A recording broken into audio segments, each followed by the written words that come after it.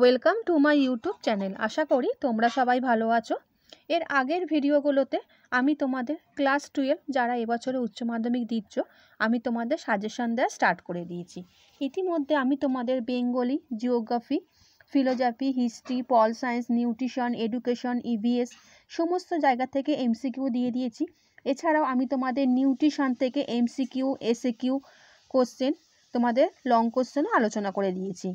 এরপর আমি তোমাদের আজকে বেঙ্গলি গ্রামার থেকে এমসিকিউ, এসএকিউ আর লং কোশ্চেন পুরো একবারে তোমাদের আমি সাজেশন দিয়ে দিচ্ছি অ্যান্সার সহ। চ্যানেলে যারা নতুন, চ্যানেলটা সাবস্ক্রাইব করে রাখো আর ভিডিওটা ভালো লাগলে লাইক এবং বন্ধুদের শেয়ার করে দিও। তাহলে বন্ধুরা আরম্ভ করে দিচ্ছি।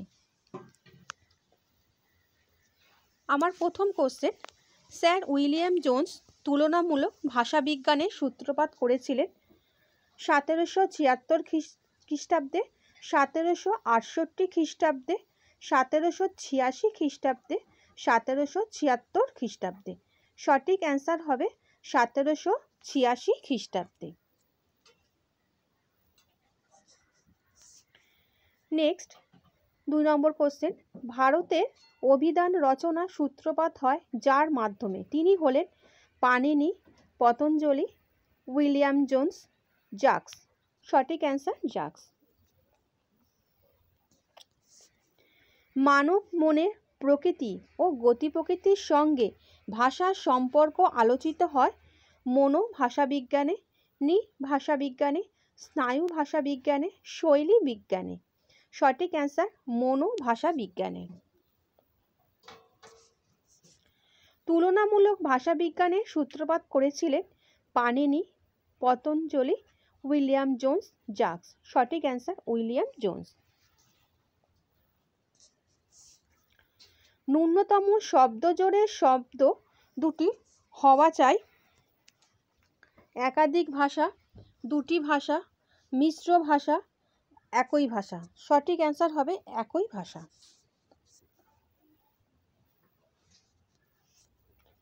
বাংলায় মৌলিক স্বরধ্বনি আছে কয়টি?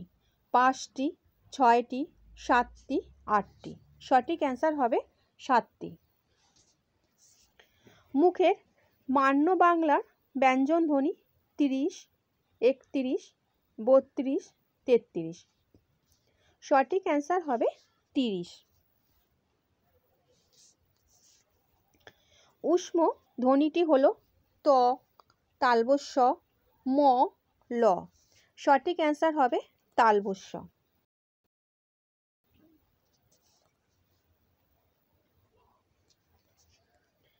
থিসরাস অভিধানে আবিষ্কর্তা হলেন পিটার মার্ক রজেট,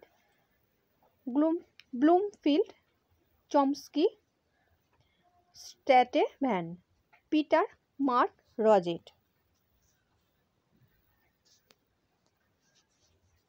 সন্দেশ শব্দের অর্থ পরিবর্তনের ধারাটি হল অর্থের সংশ্লেষ, অর্থের অবনতি, অর্থের সংকোচ, অর্থের বিস্তার। সঠিক অ্যান্সার হবে অর্থের সংশ্লেষ।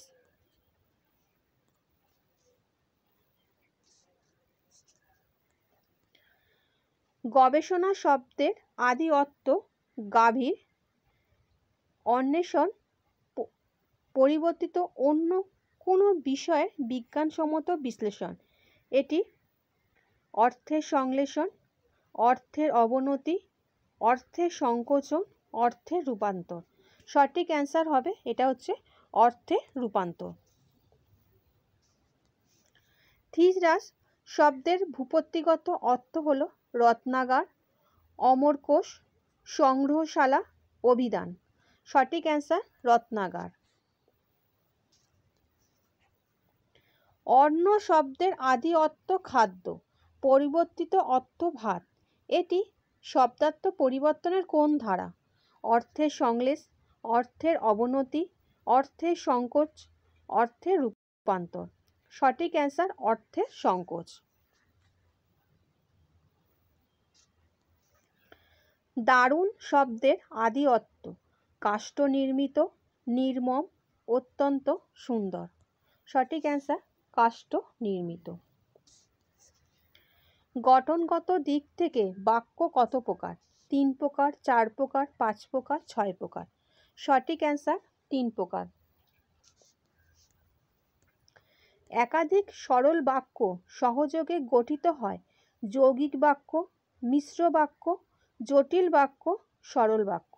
সঠিক অ্যান্সার যৌগিক বাক্য। বাংলা বাক্যে পদ সংস্থানের স্বাভাবিক ক্রমের নিয়ম কর্তা কর্ম ক্রিয়া, কর্তা ক্রিয়া কর্ম, কর্ম কর্তা ক্রিয়া, কর্ম ক্রিয়া কর্তা। সঠিক অ্যান্সার কর্তা কর্ম ক্রিয়া। বাক্যের কটি প্রধান অংশ? 1টি, 2টি, 3টি, 4টি। সঠিক অ্যান্সার 2টি। চুপচাপ শব্দটি নিম্নলিখিত কোন শ্রেণীর মধ্যে পড়ে? অনুকার পদ গঠন, বর্ণনামূলক সমাস, পদ দ্বৈত, ব্যাখ্যামূলক সমাস। সঠিক অ্যান্সার অনুকার পদ গঠন। যে অব্যয় শব্দের শুরুতে বসে তার অর্থ পরিবর্তন করে তাকে বলা হয় উপসর্গ, প্রত্যয়, অনুসর্গ, বিভক্তি। সঠিক অ্যান্সার উপসর্গ। একই পদ পাশাপাশি দুবার বসার প্রক্রিয়াকে বলা হয় সমাস, সন্ধি, পদ দ্বৈত, প্রত্যয়। সঠিক অ্যান্সার পদ দ্বৈত।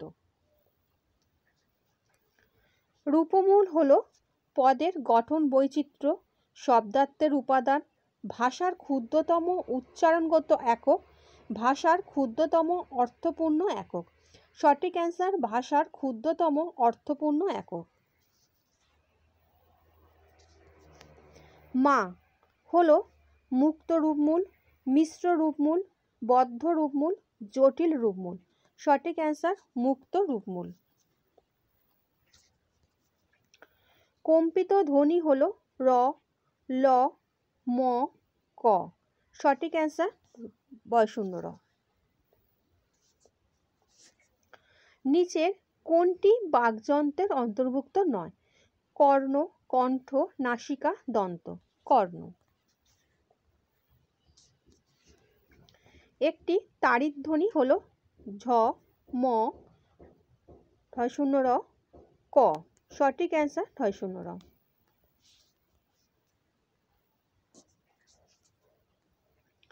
ল ধ্বনিটি নাসিক্য ধ্বনি, কম্পিত ধ্বনি, ঊষ্ম ধ্বনি, পার্শ্বিক ধ্বনি। সঠিক অ্যান্সার পার্শ্বিক ধ্বনি।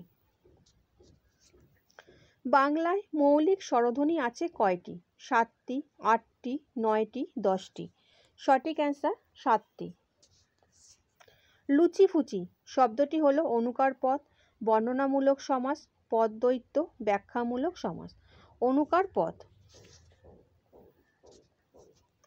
2-এর বেশি রূপমূলের সমবায়কে বলে মুক্ত রূপমূল, মিশ্র রূপমূল, বদ্ধ রূপমূল, জটিল রূপমূল। সঠিক অ্যান্সার জটিল রূপমূল।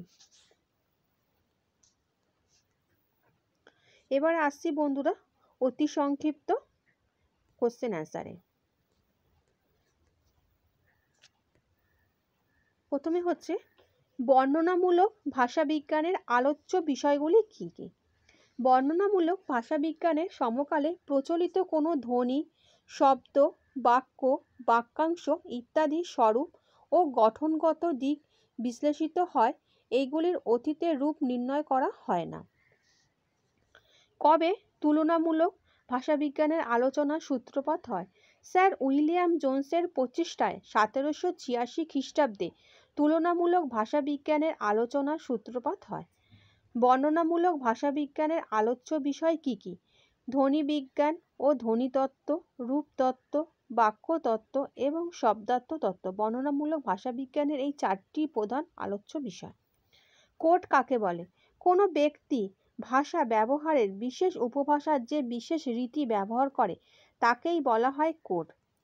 প্রমুখন কি? বক্তব্যকে পাঠকের সামনে নিয়ে আসাই হলো প্রমুখন। স্যার উইলিয়াম জোন্স সংস্কৃত ভাষার সঙ্গে যেসব ভাষার প্রচুর মিল খুঁজে পেয়েছিলেন তার মধ্যে 2টি ভাষার নাম লেখো। স্যার উইলিয়াম জোন্স সংস্কৃত ভাষার সঙ্গে যেসব ভাষার প্রচুর মিল খুঁজে পেয়েছিলেন এমন 2টি ভাষা হলো গ্রিক এবং ল্যাটিন। ধ্বনি ও বর্ণের পার্থক্য কী? ধ্বনি কথ্য ভাষার একক বলে তা শ্রুতিগ্রাহ্য, আর বর্ণ লেখ্য ভাষার একক বলে তা দৃষ্টিগ্রাহ্য।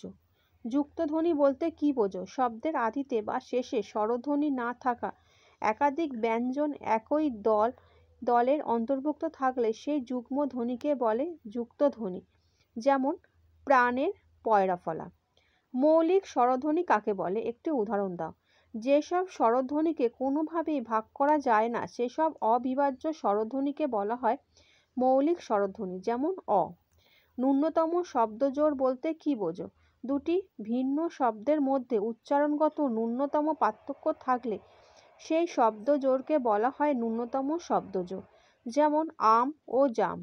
বাংলা পার্শ্বিক ধ্বনিটি কি? বাংলার পার্শ্বিক ধ্বনিটি হলো ল।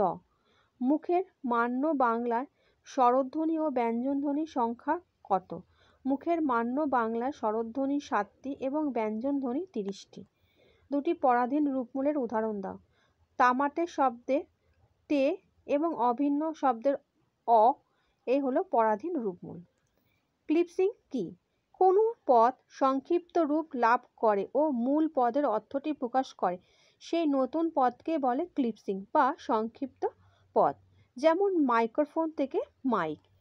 রূপমূলের দুটি শ্রেণীর উল্লেখ করো। রূপমূলের দুটি শ্রেণী হলো স্বাধীন আর পরাধীন রূপমূল।